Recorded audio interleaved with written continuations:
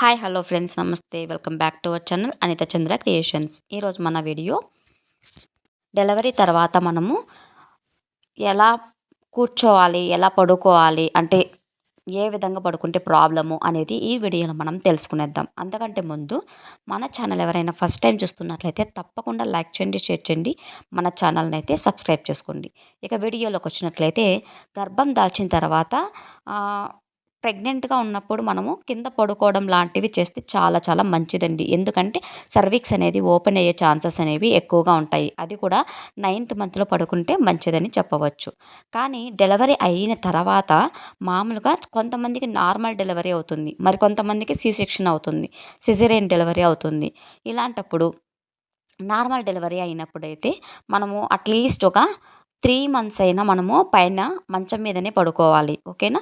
కింద పడుకుంటే మనకి వజైనా అంటే మనకి కింద డెలివరీ అయిన చోట ప్రాబ్లమ్స్ వచ్చే ఛాన్సెస్ ఉంటాయన్నమాట. రిమూవ్ అయ్యే ఛాన్సెస్ ఉంటాయి.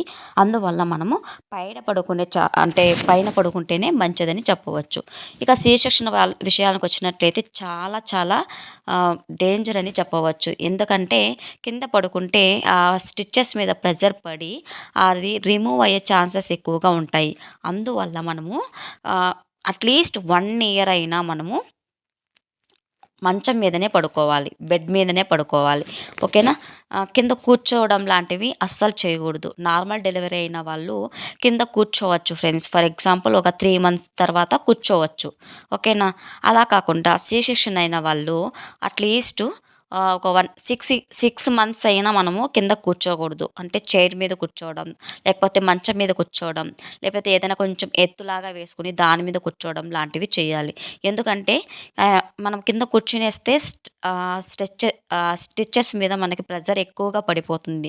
అప్పుడు మనకి పెయిన్స్ వచ్చే ఛాన్సెస్ ఉంటాయి. అలాగే అవి రిమూవ్ అయ్యే ఛాన్సెస్ కూడా ఉంటాయన్నమాట. కుట్లు పగిలిపోతాయి అని అర్థం. ఓకేనా. ఈ విధంగా సి సెక్షన్ అయిన వాళ్ళు చాలా అంటే చాలా జాగ్రత్తగా ఉండాలి. కింద అస్సలు పడుకోకూడదు.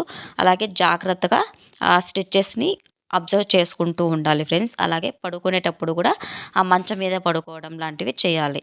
ఓకే.